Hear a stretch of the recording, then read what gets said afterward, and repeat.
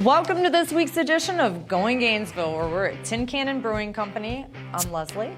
I'm Zandy. This is my sidekick, Zandy. She's joining me this week as my co-host. So excited to try this beer. Let's go, Zandy. Let's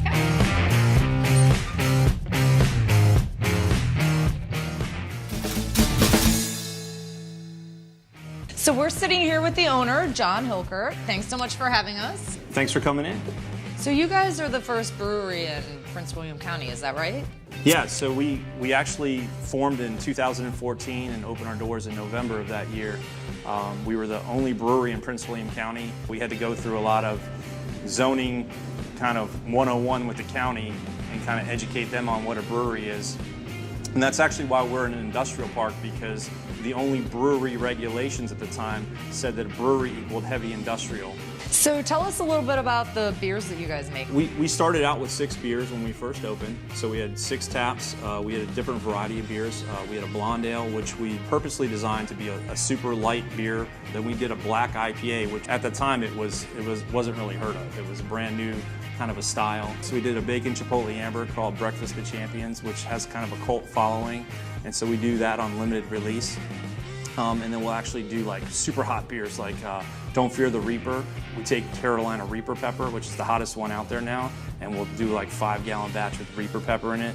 And it's just like, it's freaking hot. You gotta sign a waiver. We'll do other things like my peanut butter porter. That was a home brew of mine. We use natural peanut butter in there, and we just try to do some creative beers that, you know, either a customer hasn't thought of, or sometimes customer suggestion drives what we do. I mean, that sounds super interesting and extremely unique, especially for, you know, people who aren't very familiar with the brewing process, or even someone who doesn't really drink beer often. You're It sounds absolutely like right. you have something for That's everyone the here. whole point. So I'm excited. What beers are we trying today? Okay, so the first one is the blonde ale that we talked about. So it's the entry-level craft beer, easy drinking, no hop flavor to it at all. Definitely gateway worthy. Gateway, for sure. Super light. Then the next one is the Felix IPA. It's also a very light beer. We use a Pilsner malt, so it's kind of got a Pilsner flavor to it. Hoppy, very good. Very hoppy. It should have an earthiness. But I like Some hops are citrusy. Definitely This is citrusy. Yeah. I like this one a lot. The third is the Pumpkin Ale. So I'm Pumpkin excited Ale about is this one. extremely popular. We've kept it on even past the season because it's so popular. I didn't like pumpkin beers at all. And so I wanted to design one that I would actually like and kind of triangulate the not too spicy, not too sweet, and not too vegetable. It smells good too. It does.